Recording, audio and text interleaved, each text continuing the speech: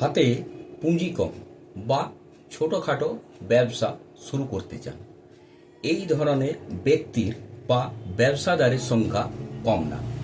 কিন্তু কথা হলো কি ব্যবসা শুরু করবেন, এই প্রশ্ন অনেকেরই। এই শিক্ষামূলক আলোচনায় আমি বাদল বিডি লার্নিংয়ে আপনাদের স্বাগত। যারা চ্যানেলটি নতুন দেখছেন এবং যারা এখনো পর্যন্ত সাবস্ক্রাইব করেননি অবশ্যই করবেন, এবং ভিডিও ভালো লাগলে লাইক এবং শেয়ার করতে ভুলবেন না।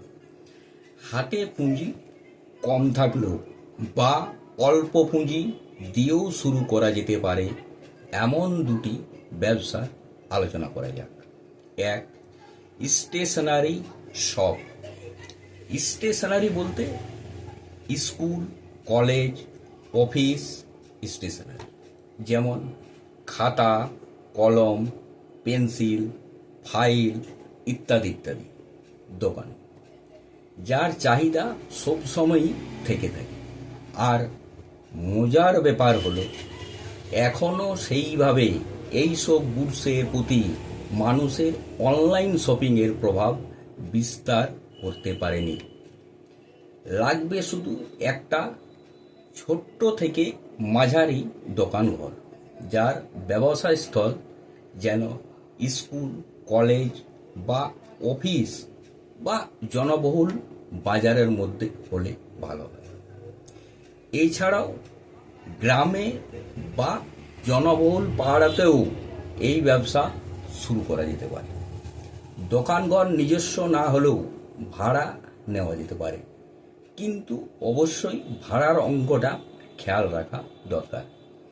এই সমস্ত গুডস বিভিন্ন পাইকারি বাজার থেকে ক্রয় করে এনে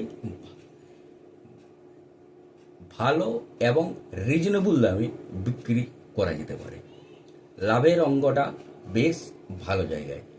আর যদি কেউ মনে করে থাকেন দোকান না দিয়ে দোকানে দোকানে সাপ্লাই দেবেন, সেটাও চিন্তা ভাবনা করা যেতে পারে। দুই, কফি শপ। ছোট আকারে ব্যবসা করতে চাইলে বেছে নেওয়াই যেতে পারে এই কফি শপের ব্যবসা। এটি যেমন চাহিদা সম্পন্ন তেমনি লাভজনক। লোকালয়ের স্থানে একটি ছোট্ট থেকে মাঝারি দোকানঘর নিয়ে অল্প ডেকোরেশন করে একটি কফি মেশিন, তার সাথে কিছু সরঞ্জাম ক্রয় করে এই ব্যবসা শুরু করা যেতে পারে। এর সঙ্গে কিছু স্ন্যাক্স, বিস্কুট অ্যাড করলে ভালো হতে পারে। নমস্কার, সুস্থ থাকুন, ভালো থাকুন, দেখতে থাকুন বিডি লার্নিং।